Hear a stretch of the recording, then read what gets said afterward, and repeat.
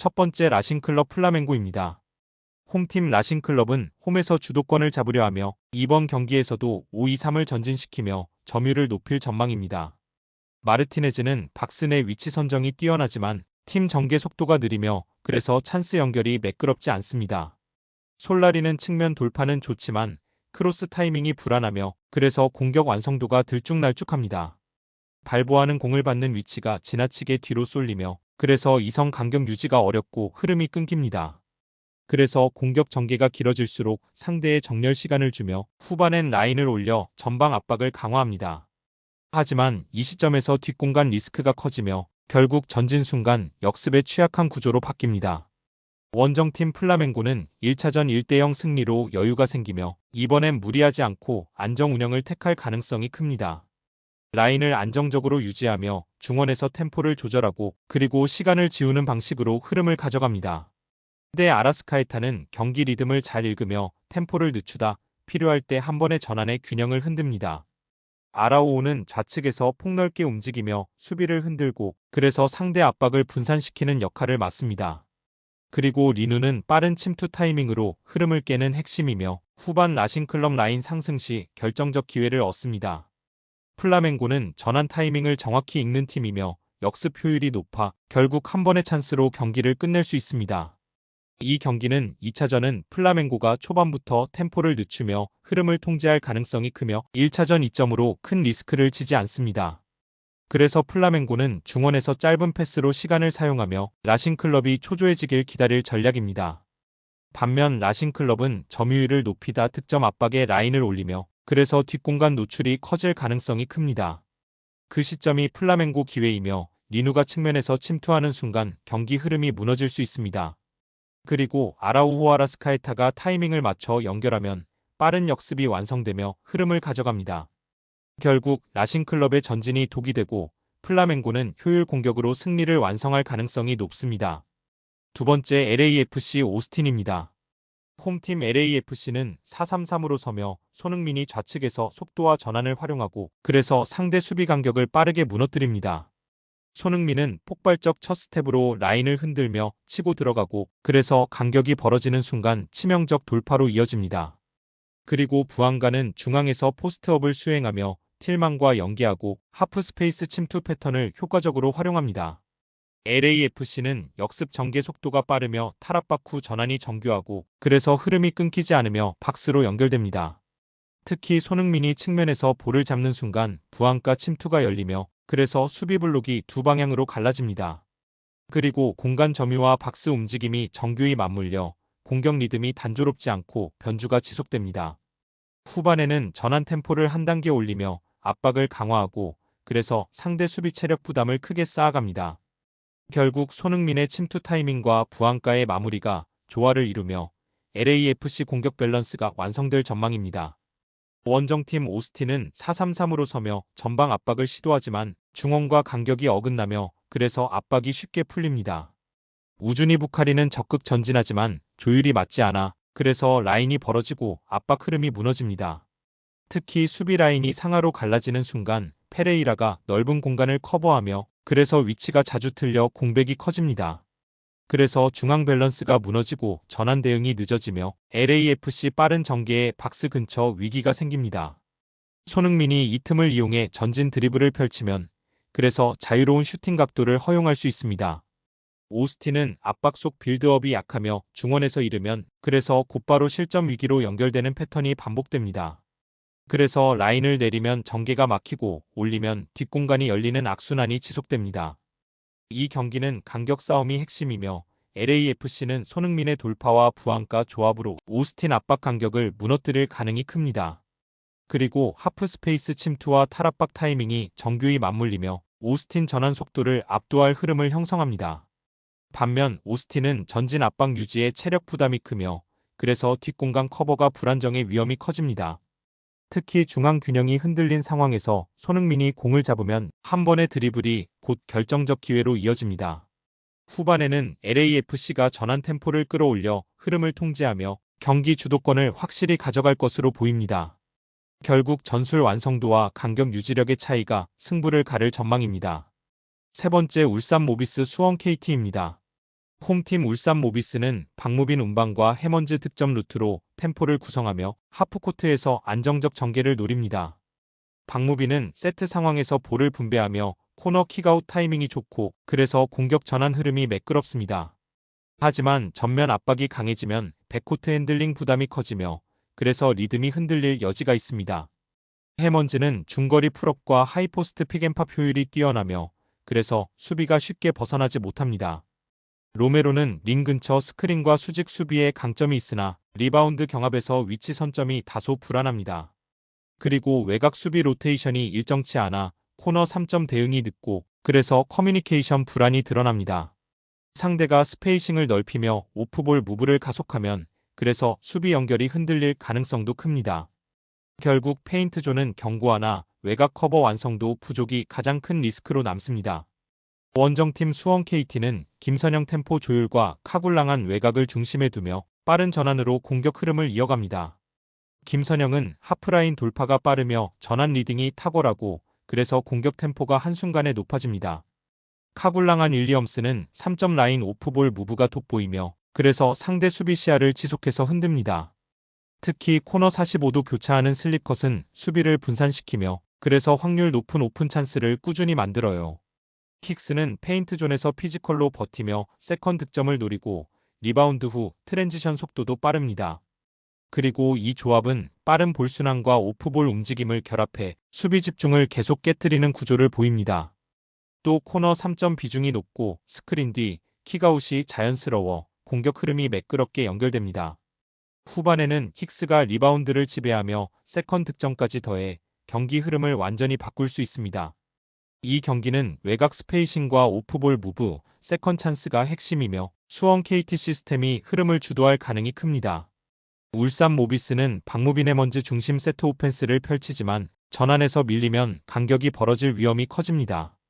김선영은 초반부터 템포를 올려 수비 정렬을 흔들며 카굴랑하는 코너에서 연속 찬스를 만들 수 있습니다. 그리고 슬리컷 기반 교차 무브는 수비 시야를 완전히 분산하며 그래서 모비스 로테이션에 큰 부담을 줍니다. 수원 KT는 단순 3점 팀이 아니라 패스 움직임이 결합된 6위 시스템이며 흐름을 주도할 가능성이 높습니다. 반면 모비스는 해먼즈 외곽 수비가 중요하지만 전환 밀리면 클러치 구간 집중력이 떨어질 수 있습니다. 결국 수원 KT의 외곽 무브와 템포 조절 능력이 흐름을 바꾸며 경기 양상을 주도할 전망입니다. 네 번째 창원 LG 뉴타이베이 킹즈입니다. 홈팀 창원 LG는 풀코트 프레셔를 두려워하지 않으며 6이상이 압박을 받는 순간 타마요가 내려와 세컨드 패스로 탈출합니다. 이 구조는 단순 운반이 아니라 압박을 분산하며 하프라인에서 빠르게 탈출하는 프레셔 분산형 전술을 구현합니다. 그리고 마레이는 하이포스트에서 볼을 받아 허브 역할을 수행하며 스크린 후 롤인 타이밍이 정확해 전개가 안정됩니다. 마레이는 페인트 존 리바운드 가담까지 확실히 수행하며 그래서 세컨 찬스 확보와 페인트 수비 강화까지 이어집니다. 또 6이상은 백코트에서 템포를 조절하며 전환과 세트를 조율하고 그래서 공격 리듬이 부드럽게 이어집니다. 타마요는 코너에서 외곽 위협을 유지하며 하이로 전환 시 선택지를 넓히고 그래서 LG의 공격 밸런스가 안정됩니다. 결국 빅맨 중심 하이 마이너스로 연결이 압박을 무력화하며 빠른 템포와 안정 운반을 동시에 확보해 효율을 높입니다. 그래서 홈에서 리듬을 빠르게 가져가면 초반 주도권을 잡고 끝까지 리드를 유지할 가능성이 큽니다. 원정팀 뉴타이베이는 가드너를 중심으로 퍼리미터 공격을 전개하며 돌파와 미드레인지가 교차돼 수비 간격을 흔듭니다. 하지만 하프코트 전환 시 템포가 느려지며 치엔 유체의 볼 부담이 커져 흐름이 자주 끊어집니다. 워시번은 페인트존 활동 폭이 넓지만 피지컬이 약해 그래서 마레이 상대로 리바운드 경합에서 불리합니다. 그리고 전방 압박을 시도해도 백라인 로테이션이 느려 세컨 찬스 허용이 작고 수비 집중이 무너집니다. 또 전환 과정에서 커뮤니케이션이 흔들리며 그래서 속공 차단이 되지 않아 템포를 내주게 됩니다. 후반엔 체력 저하로 수비 간격이 벌어지고 코너 수비가 약해지며 그래서 실점 루트가 계속 열립니다. 결국 풀코트 프레셔를 오래 유지하기 어렵고 그래서 후반부 공격 템포도 급격히 떨어질 가능성이 큽니다. 이 경기는 프레셔 탈출과 하프라인 운영이 핵심이며 LG는 6이상 타마요의 세컨드 패스로 압박을 해체합니다. 그리고 마레이의 하이포스트 허브 플레이가 전개를 안정시키며 오히려 상대 압박 리듬을 깨뜨리는 가능성이 큽니다. 반면 뉴타이베이는 가드너 중심 루트가 단조롭고 백코트 탈출 루트가 제한돼 템포가 쉽게 끊깁니다. 그래서 전개가 막히면 흐름 전체가 정체되고 마레이 리바운드 주도권까지 더해 경기 흐름을 빼앗길 수 있습니다. 하이로 전개가 반복되면 상대 수비 간격이 벌어지며 LG는 오픈 찬스를 안정적으로 확보합니다. 결국 창원 LG가 초반부터 템포를 잡고 주도할 가능성이 높으며 경기 전체 흐름을 통제할 전망입니다. 다섯 번째, 손해보험 저축은행입니다. 홈팀 KB손해보험은 세터볼 배급이 정교하며 시선 유도로 블로커를 끌어내고 그래서 비에나가 반대 코너로 침투해 빠르게 마무리합니다. 야쿱은 중앙 속공 타이밍을 정확히 맞추며 블로킹 균형을 흔들고 나경복은 측면 오픈 공격으로 템포를 유지합니다. 그리고 이준영은 리시브 안정성으로 후위 연결을 매끄럽게 하며 전체 전개가 유연해져 공격 흐름이 한층 더 안정됩니다. 공격은 강타 의존이 아니라 세터 윙 리듬이 맞물린 입체 전술이며 비에나 백어택이 더해질 때 전체 템포는 급격히 가속됩니다. 또 빠른 블로킹 리커버리로 전환 시 리듬 손실을 줄이고 그래서 홈에서는 흐름을 완전히 장악할 가능성이 큽니다. 원정팀 OK저축은행은 디미트로프 화력이 뛰어나지만 세트 후반 체력 저하가 빨라서 공격 효율이 떨어지는 모습입니다. 정광희는 리시브 수비 기여도가 높지만 공격 템포가 느려지며 흐름이 끊기는 구간이 존재합니다. 초대인은 블로킹 타이밍이 탁월하나 속공 커버 시 이동 반응이 늦고 그래서 중앙 공간을 쉽게 허용합니다. 박창성은 세터와의 합이 일정치 않아 트랜지션에서 미세한 템포 차가 생기며 그래서 전개가 단조로워집니다. 또 리시브 라인이 흔들리면 공격 루트가 급격히 좁아지고 결국 세트 후반엔 볼 선택폭까지 제한됩니다. 그래서 정광인의 수비 집중이 흔들리는 순간 전체 전개가 불안해지고 흐름 유지가 더욱 어려워집니다. 이 경기는 세터 시선 유도와 공격 템포 조율이 핵심이며 KB손해보험은 블로커를 끌어당겨 비에나 침투로 루트를 완성합니다. 그리고 이 패턴은 단순 전위 공격이 아니라 세터 공격수 리듬 공유 구조이며 야쿱 속공이 더해지면 상대 블로킹은 방향을 잃습니다. 나경복은 타점과 코스 선택이 다양해 수비 라인을 흔들고 그래서 상대는 사이드 대응에도 어려움을 겪습니다.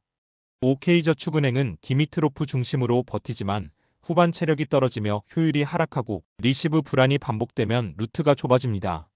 그리고 정광인 초대의 합이 어긋나면 득점 연결이 무뎌지며 결국 KB는 템포 판단 리시브에서 우위를 점합니다. 결국 비에나가 중심에서 블로킹 라인을 뚫으며 세트 주도권을 가져가고 후반엔 세트 간격 조율까지 앞서 흐름을 지배할 전망입니다. 여섯 번째, 페퍼저축은행 현대건설입니다. 홈팀 페퍼저축은행은 초반 빠른 템포로 흐름을 끌어올리며 하지만 랠리가 길어질수록 조직 완성도가 흔들립니다. 시마무라는 블로킹 타이밍이 좋지만 커버 범위가 좁아 그래서 중반 이후엔 공격 전환이 더뎌집니다. 박은선은 속공 폭발력이 있으나 세터와 합이 불안해 그래서 리듬 유지에 어려움을 겪는 모습입니다. 이한빈은 안정 리시브를 시도하지만 서브 강도에 흔들려 포지션 정렬이 무너지며 연결이 흐트러집니다. 그리고 박정환은 핵심이지만 볼 분배가 일정치 않아 그래서 득점 흐름이 자주 끊기며 연속성이 부족합니다. 또 리시브 라인 불안이 세터 타이밍을 흔들고 결정구 완성도도 떨어지는 문제를 반복합니다. 세트 후반 서브 리턴이 흔들리면 루트가 단조로워지며 그래서 블로킹 대응까지 늦는 약점이 드러납니다. 결국 세컨드볼 안정이 부족하면 후반 흐름이 밀리며 박정하 집중력으로 균형을 잠시 유지할 뿐입니다. 원정팀 현대건설은 세터볼 분배 감각이 뛰어나며 오픈 킥백 어택을 순환해 블로킹 라인을 계속 흔듭니다. 그래서 상대는 라인 압박을 지속적으로 감당해야 하며 결국 수비 리듬이 무너지는 흐름이 반복됩니다. 카리는 오픈과 백어택을 오가며 시선을 분산하고 세트 후반에도 흔들림 없는 집중력을 보여줍니다. 정지우는 속공 타이밍 감각이 좋으며 중앙에서 흐름을 이어가고 그래서 공격맥이 끊기지 않습니다. 그리고 자스티스는 후위 디그와 세컨드 볼 처리에 탁월하며 전환 타이밍을 맞춰 전체 흐름을 안정시킵니다. 앙유진은 블로킹 타점이 높아 주요 루트를 선차단하며 그래서 상대 선택폭을 좁히는 역할을 수행합니다. 또 서브 타이밍 조절로 리시브 라인을 흔들며 세컨드 플레이를 제한해 경기 주도권을 잡습니다. 결국 후반으로 갈수록 템포 강타 균형을 유지하며 현대건설이 흐름을 완전히 틀어줄 전망입니다. 이 경기는 현대건설 세터 템포 조율과 분배 감각이 핵심이며 초반부터 빠른 전개로 블로킹을 흔들 수 있습니다. 카리 득점 집중력과 정지훈 속공이 맞물리면 그래서 경기 템포를 초반부터 확실히 잡아갈 흐름입니다. 반면 페퍼저축은행은 리시브가 흔들리면 연결이 불안해 결국 공격 루트가 단순화되고 효율이 떨어집니다. 박정아가 득점 루트를 열어도 볼 템포가 느려 그래서 블로킹 라인을 흔들기엔 역부족입니다. 현대건설은 오픈킥을 교차 배치하며 대응을 분산하고 후반 클러치에서도 효율을 유지합니다. 결국 리시브 안정 세컨드 연결 블로킹 간격을 고려하면 현대건설이 한 수위 전술 완성도를 보여줄 전망입니다. 시청해주신 모든 분들 감사하며 오늘의 분석으로 꼭 당첨 만들어 보자고요. 오늘 하루도 고생하셨고 즐거운 토토 배팅합시다. 감사합니다.